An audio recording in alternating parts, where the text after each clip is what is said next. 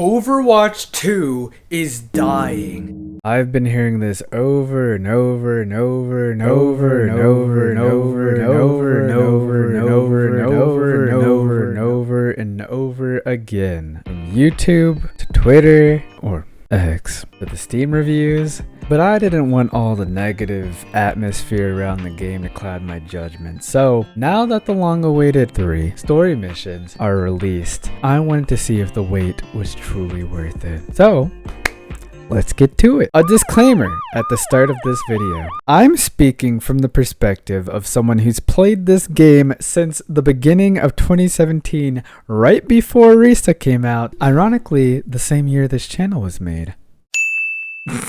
Just know that my opinions are mine alone. You make up your own mind on what you think of the game. After watching the hours worth of content from the invasion missions, Angela and I spent about 30 extra minutes dissecting and rewatching cutscenes and gameplay from the missions. From our conclusions, I don't think it's worth it. If I'm being honest. Yeah, we ain't buying an hour's worth of content for $15. You got me fucked up if you think I'm gonna do that. But hear me out. There was chatter about an Overwatch story mode for a very, very long time. All leading up since before Overwatch 2 got announced at BlizzCon of 2019. I remember watching that stream, seeing it happen live unfold at BlizzCon.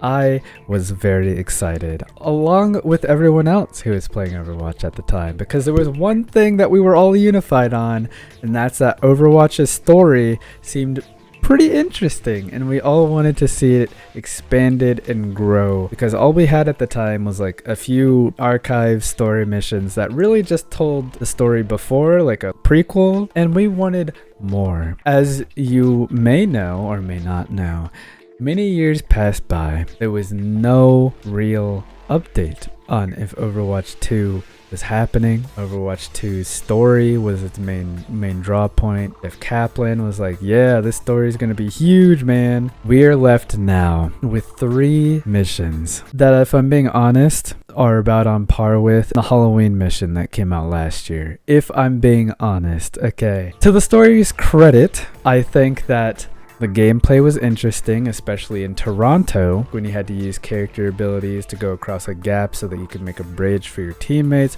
or in Lindholm, when there was this big tower defense section where you had to defend Torbjorn's workshop, or when there was a giant Omnic robot that was firing missiles down on you while you were trying to fight other Omnics. I think that's cool. I think it's a neat idea to have that, but the story of these story missions was a little lacking, I think. One more note, I have to talk about this funny thing called replayability, which is basically a fancy term for meaning, do I want to play this or do I not want to play this again? Outside of replaying the chapters as different characters to see some different interactions happen with the team, I'm not sure if there will be any type of replayability at all for these missions. Even if they add some variations like, oh, if you kill this robot, the lava pools come out like in the last game with the archives missions. I'll be honest, I do not think at all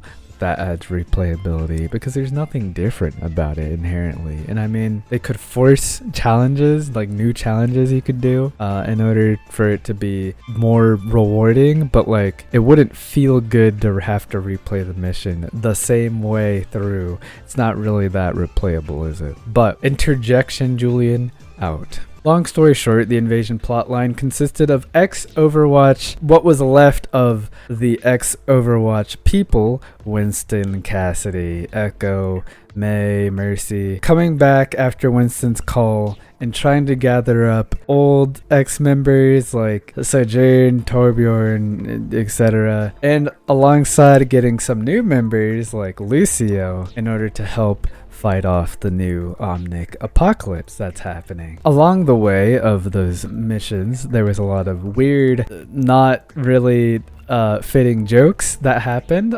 Keep the brain suckers away from Claire. That is a terrible name. The name is what bothers you? While Omnic cities or cities were being destroyed, there were some weird jokes being thrown around. And also, Reinhardt even gets to be racist. Wait! Just because you have a hammer doesn't make every problem a nail. But isn't he just a machine? He's not just a machine. This Omnic is alive, just like any of us. Good for him. But by far the most interesting part of the story missions was at the very end, after the Lindholm mission. Genji mentions having to meet up with his master Zenyatta, and they show a cutscene of Zenyatta remembering his past, thinking about Ramatra and his old monastery, his old master, which, if you know, he got assassinated by Widowmaker at some point, and it teases Widowmaker and Sombra sneaking up on Zenyatta, getting ready to, presumably assassinate him as well. But I guess we won't know for another 2 seasons, right? This felt like, to me personally, a little bit of an insult, because after so many years of waiting for a real story, after all the months of them hyping up that Invasion was going to be big, they're going to have their player base back, everyone's going to be happy. I know it's just kind of like corporate jargon hype, regular stuff, but like, come on. You cannot release 3 story missions that consist of just more exposition and teasing and say that we're finally doing story. It does not make sense to me. Listen, I really want to like this game, and I do like Overwatch gameplay wise, but it feels like the story that is coming out for it, at least right now, is not sustainable for holding the game up. Just enough with the teasing and the sucking your audience dry of all the money that they're worth. All of my $10 every single season going to that battle pass. I didn't buy the most recent one, just for the record. Imagine for a second, $15 for 3 missions. Let's say they release 27 missions. You'll be paying $15 9 times. By the end, you will have spent $135, which is much more than that story would be worth. If you're getting an hour's worth of content every single time they release 3 missions, that ain't worth it. And I know that they're trying to like sneakily take $15 from people like every season. I hope that they're not trying to do that. Even taking $15 every couple seasons still feels like they're stealing money from you, because it's not worth it in the end to pay over $100 for however many story missions they're going to release. I really want to believe that Overwatch will turn around and that people will love it again, and I can have fun playing it without being guilty or feeling guilty that like I'm supporting this greedy company because I enjoy the game gameplay wise, but I also really hate Activision Blizzard.